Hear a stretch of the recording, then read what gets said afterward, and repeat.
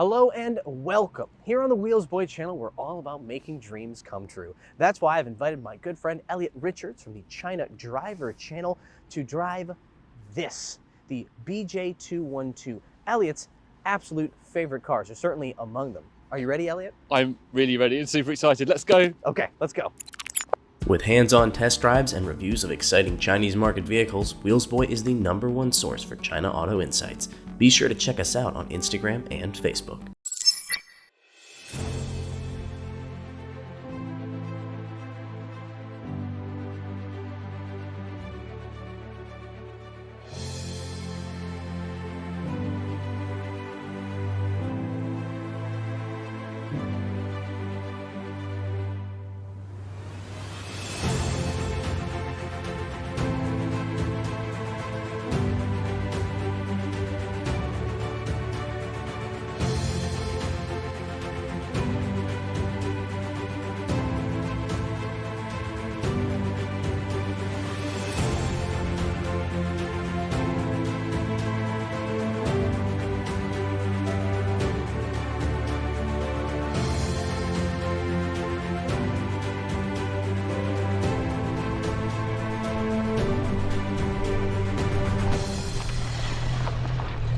Now, Elliot, we did a video together sometime earlier this year in which we talked about which historical Chinese vehicles we would most like to drive, and this was one of yours. Why is that? I mean, for me, it's just amazing. This is still in production today.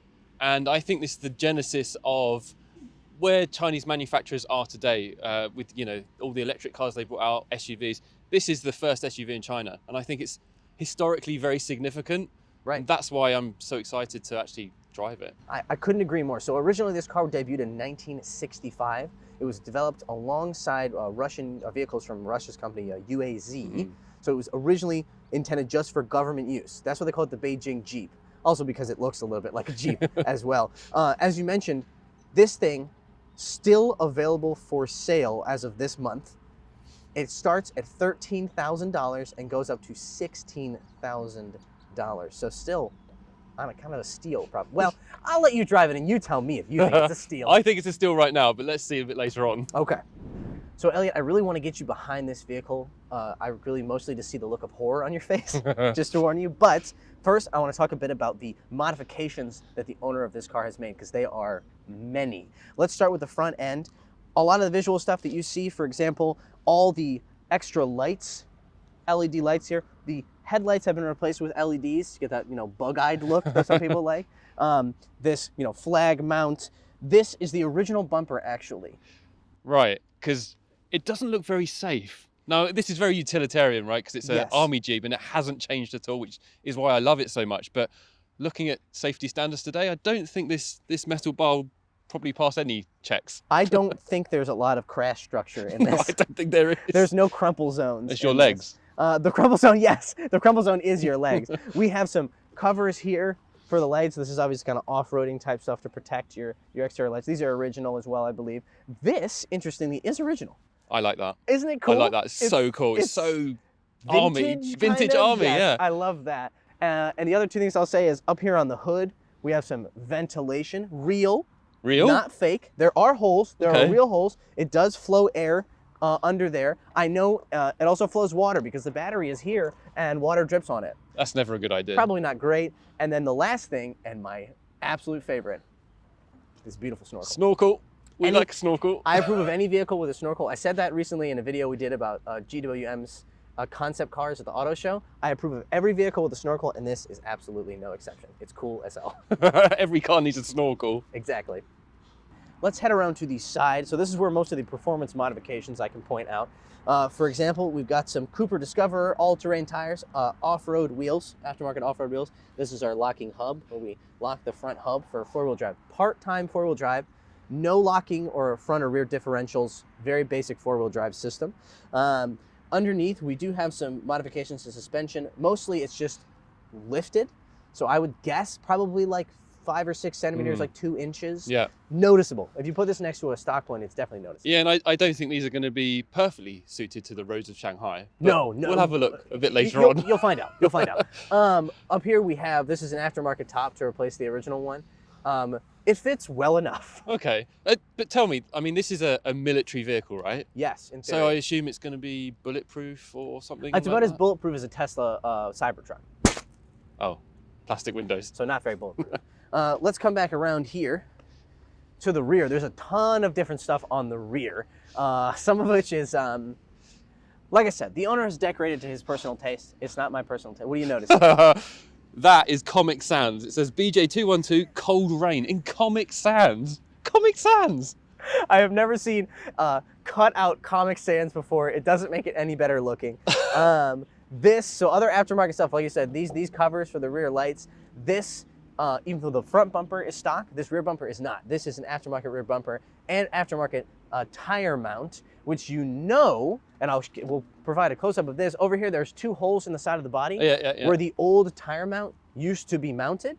Right. And now they're just holes. There's nobody bothered to fill them. Don't need to. Let's open this, which is actually kind of hard. Yeah, I feel really manly when you do it, though. I'm just watching. Really manly. Check out some. Always on Wheels Boy, we talk about rear cargo space, and this is no different. Let's open the zippers here.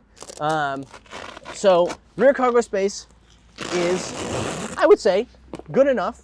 This guy has put in this metal thing. I don't believe, no, this actually looks original, I think. Yeah, I think I this is reckon original. But yeah, there's enough here that when he goes on like his long trips, he probably can fit whatever he needs, like his tools and everything. So space in the back of the BJ212, acceptable. Sorry, Elliot, I realized I forgot to mention one thing. When you open up the back, you can see this incredibly sketchy area here where they have surrounded the nozzle that goes from the fuel filler cap down to the tank with expanding foam. What? Oh no! Oh no! Is that from factory? Oh, I honestly, the hard thing is, I can't say no for sure. I can't be positive it's not. Probably not. And then it has a nice group of sketchy wires to go with it. Sketchy wires next to a fuel tank with expanding foam.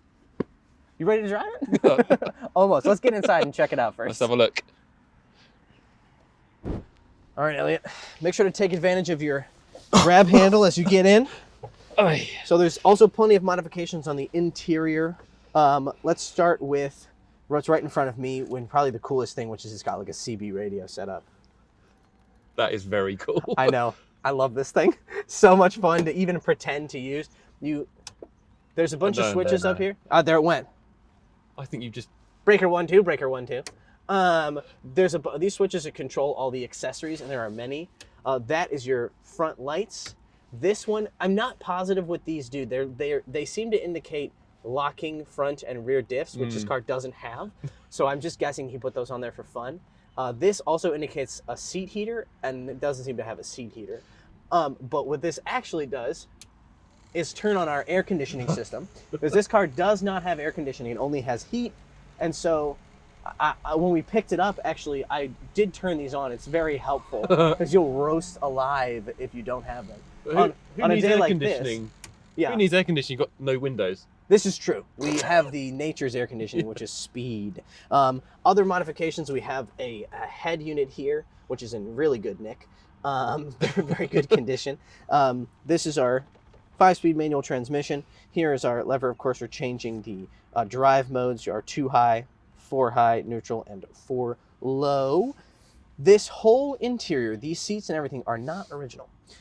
You probably could have guessed that because they look completely out of place, but they are pretty comfortable. Center armrest, actually very capacious. Don't mind that at all. Let's see. Oh, and then back here. Well, how about this? The final modification, I'll show you from the back seat. Sounds good to me. All right, let's check out rear seating space. The ingress and egress in this car is so bad because the door openings are tiny. Minuscule. Yeah, and you have to climb under this roll bar. Oh yeah, this got a full-on roll cage. It does. Well, the windshield, it would crumple like tin foil if you ever flipped it over. So. Well, and this is all cloth, so you kind of need this roll cage. This is not this is really an optional. It shouldn't be optional. This thing is absolutely necessary. What is this? This is a speaker system. I believe this is going to be a subwoofer, and then this is a tweeter. There's a couple little tweeters in the front too. But it's, yeah, a lot of very, frankly, sketchy. wiring yeah. going on here to all the different accessories, but credit to him for doing it himself, I believe. The seats themselves, as I mentioned, aftermarket. So uncomfortable. Are you noticing something interesting on your side here? Just here, yes. Yeah, which is a huge, giant bump because the seats have been crammed up against the wheel well. Oh, it's such a bodge job. So it looks like you have this much space over here, but really this much of the seat you can't sit on because of this huge bump over the wheel well. Unless you were born with no right cheek. I've just noticed there's no seat belts. Of course not. Don't need seat belts, Why do do you? you need seat belts? Silly me. Yep, that was a dumb question. But yes, like I said, if you were born with one cheek, you could pick a side. Oh yeah. If you had a left cheek, you'd have to sit on the right side. Yeah, if you that's only right. had a right cheek, you'd have to sit on the left side. But yes, so let's get down to it though. Let's get you behind the wheel, and I think we can start with a little bit of Shanghai style off-road. Oh, let's go. Let's go. Elliot, before we get on the road, I want to let you know what we have under the hood so you're not overwhelmed by the pure power potential here. We're talking about the Xinguang 491 inline 4, 2 liters, all right, which depending on who you ask is either a copy of a Toyota 4Y or 3Y motor, but regardless, it makes 100 horsepower, 75 kilowatts, and 178 newton meters of torque, about 130 pound-feet. Are you ready? I think so. The only other thing is I haven't driven a petrol car or gas car for about 5 years, and I haven't driven a manual for about 5 years. So this is actually my first time, so it's going to be quite interesting. I can't wait. I assume the clutch is in the same position. The clutch has not moved since you last drove a manual. Okay. They haven't changed that.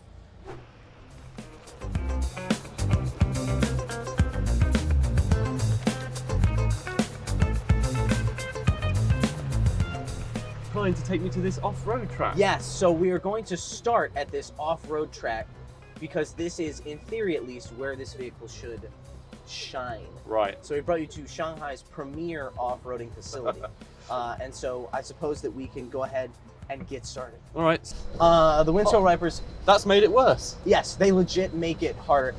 Again, another similarity with a Jeep Wrangler is that they legitimately make it a worse driving experience when you turn on the windshield wipers. Oh my word. This is not even that bumpy a car No, park. it looks like I'm sure in the video it looks like we're like on the bridge of the start of like of the USS Enterprise in Star Trek, and we're exaggerating how much we're moving. We're really not. This is like a normal car park. And we're driving on what if you just looked at it, you'd be like, oh, that's like kind of a field, kind of like a empty field. It's just that bad. It's legitimately, the ride is that bad.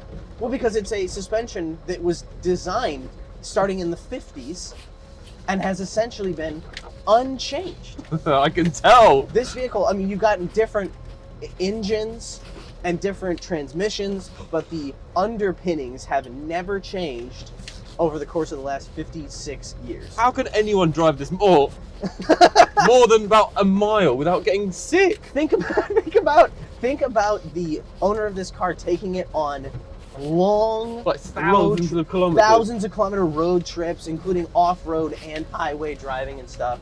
That man is either a hero or a psychopath, or I think both. I'm genuinely feeling a little bit sick. I am. You could get motion sickness if you drove this car on this terrain for too long. I mean, it's pretty easy to drive, but Yeah. All right. We're coming Right, up let's on see our what this first is like. bump. Oh my god! oh, that's Oh my God. ridiculous. I feel bad for our cameraman in the back. He's gonna get a concussion trying to hold the camera. We're not even. We're barely off-road moving. moving? We're Oh, barely dear. moving. Oh my god, this suspension is. It is.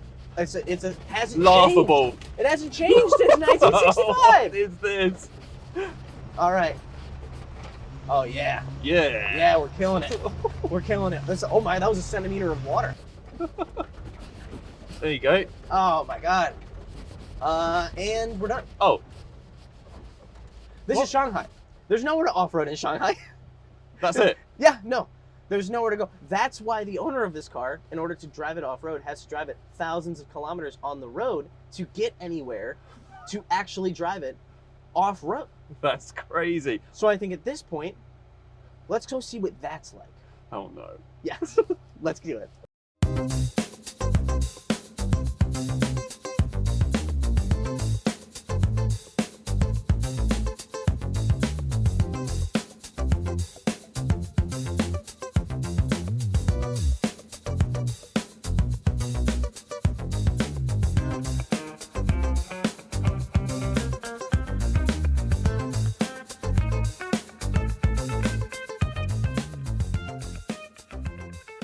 So now you get to see now we're on the road, right? Right. Now you get to see what the owner deals with over the course of thousands Oh of kilometers. my God. It's so vague. Yo man, this is a car that there's no such thing as relaxing when driving this car. You are constantly driving, all caps, driving this car. I can't see anything. Because one, you can't see anything in this rain because the windshield wipers are useless. And it's also the windshield itself is vertical. Yeah. So it just catches all the rain, all of it. So the car it wanders across the lane. I mean, you are bouncing. It's terrible. You look drunk. You look drunk while driving this car because it wanders from right to left and you're constantly fighting it. It doesn't do anything. The closest thing I can describe it, or the closest thing I can compare it to is the Volkswagen T2 that we drove. Right. The final edition, which, much like this car, despite looking like it's from the 50s, was made in 2014 in its case. It does the same thing. It's constantly wandering and you're constantly focused on keeping it in the lane. It cannot track straight. Now, the lift kit and the big wheels don't help. Definitely not. And this is, again, something that a lot of cars that have its design, like Jeeps and Wranglers and stuff, have the same problems. Now, do watch out for the death wobble.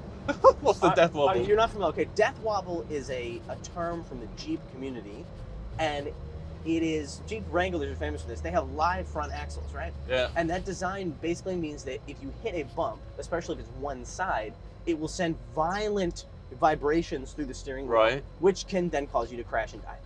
Right, so we don't want that. No. I personally would like to survive this video. Brakes are not very good, are they? No.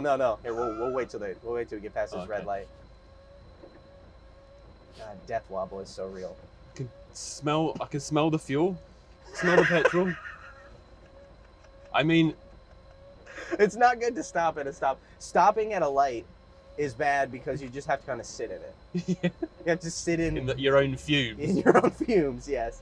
I wouldn't be surprised if it was coming up through this center console area. Yeah. Oh, I can feel the brain cells dying. I can feel my brain cells getting killed. Here's the best thing about this, though. This thing is improved in a lot of ways from what it was when it left the factory, because the owner has gone to such lengths. These seats, obviously, are aftermarket, as we talked about. They're much more comfortable, I'm sure, than the original seats. And so there's that. This, all this dashboard is different and everything, all these different accessories that you have. But practically speaking, the windshield on the front, I'd love to lower the windshield. That's possible, like on a Wrangler. It would be. Shit. But the I am not used to these brakes. Every time you hit the brakes, it's a gamble. You'd love to lower it, but the owner was like, "Yeah, you can lower it down." I did have to put some silicone on the gasket on the bottom of the hinge, because it leaked water. Again, a 2016 vehicle. So it is. Oh wow! I hope now people can actually hear what I'm saying instead of hearing the. It's only got two settings, right? High and low, baby. It's the same speed. Kind of, yeah. But just a bit more high pitched. It's largely the same. But so there are a lot of ways this thing is vastly improved. But as one of my favorite automotive journalists is fond of saying, you can't, excuse the phrase, you can't unshitbox a car like this. It's very, very, very, very expensive to turn a car that was originally built poorly into a car that is built well. And so such is the case here for sure. I mean, it's so utilitarian. It's so it was a military vehicle. Yeah. I mean, if you buy it or you experience it with the understanding that that's what you're gonna get, you're fine. You're gonna be great. You're gonna get exactly what you wanted. But if you come from this, from I don't even know, even like a oh yeah, feel that, feel those spoons of stirring in that bowl. If you come to this from a car of even the most mild refinement, you will be. I mean, I've just come from my car. Your car, yeah, which is an affordable electric car, SUV, which looks like a spaceship compared to this and drives like one too. Oh my god! This feels like a clown car. Yes. Oh, it does. What? God. Oh yeah. Elliot made the mistake, classic rookie mistake, of taking his eyes off the road for half a second, not even a quarter of a second, and the car moved a full meter to one direction. Every little bump in the road is like. Yes, Yeah, it sends you your head nearly, and let's say this, headroom, so good, It's even better phenomenal. if you go through the roof. You get even more headroom. If you took it off, which again you can. This taking this top off. It's raining today. Unfortunately, we're not going to be able to take the top off, but I wouldn't want to anyways because these tops, as I learned with my brother's Jeep, they're designed, quote unquote, for these cars. They technically fit, but every car is a little different, and so it ends up being a colossal undertaking. Oh, it takes about 3 hours to get it back. Yeah, probably. And you don't want to do that when it's cold and your fingers are numb. No, not really. And you're getting more and more wet. I mean, I've got no information here. I've got my speed. That's it. Speed, fuel, and engine temperature. Oh, But and it's engine temperature. Yeah. So Elliot, to wrap up our driving segment, I wanted to give you a little quiz Okay. about this vehicle. Now, this is a one-question quiz because I was doing my research. I found out it's a one-question quiz. So this is basically the exam at the end of the semester. All the grades all depend on this, right? Right. The one essay you get. Which one of these is not a name that the BJ212 was sold under? One of these is not a real name. Right. Okay. A, battle flag. Keeping in mind these are translations from the Chinese. Right. Okay. Battle flag. B, city cruiser. Yes, city cruiser. C, Tianjin TJ212C. That's too legit. Or D, surging tide. Oh shit. Which one of these was not a name that this vehicle was sold under? Not a name. Not a name. Again, it's battle flag, city cruiser, Tianjin TJ212C, or D, surging tide. It's got to be City Cruiser. There's no way this is City Cruiser. The answer, my friend, is C, Tianjin TJ212C. The actual name was the Tianjin TJ210C. All sorry. of those previous names, again, you brought shame to your house. All of those names, A, battle flag, Janqi, I like Chinese, that. Battle flag. City Cruiser, real name. That's not a City translation. Cruiser. That's not a translation of a Chinese name. The English name, City Cruiser. What? The English name is The City English Cruiser. name was City Cruiser. In and what then- way is this a City Cruiser? Thank you. Yeah. Oh, a post-apocalyptic City Cruiser. I think that. A burnt out wreckage of a city cruiser. And then, yes, D is the surging tide, Kuang Chao, which translates to surging tide or also rage.